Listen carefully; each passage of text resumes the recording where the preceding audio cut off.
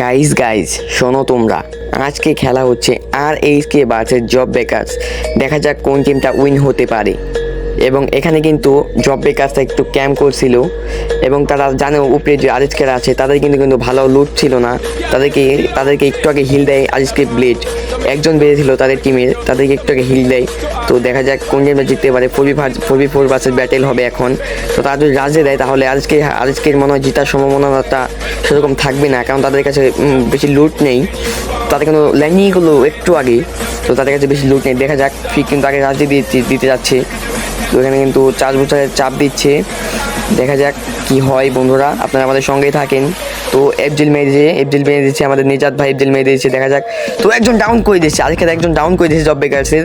তো সে কিন্তু ব্লক ফেলে মিকো এখানে দুটো শট লাগায় মনে হচ্ছে, মিকো দুটো শট লাগালো, তো মিকাকেও ডাউন করে দিল। তো এখানে কিন্তু তাদের নেটটা একটু ইস্যু ছিল, নেটটা।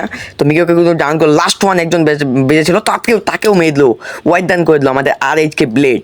তো ব্লেড ভাই তোমাকে আর কিছু বলা নাই, তুমি বিগ ফ্যান ভাই, তোমাকে সারা জীবন আমার মাথা রাখবো বিগ ফ্যান। গাইস ভালো থাকবেন, সুস্থ থাকবেন, বাই বাই।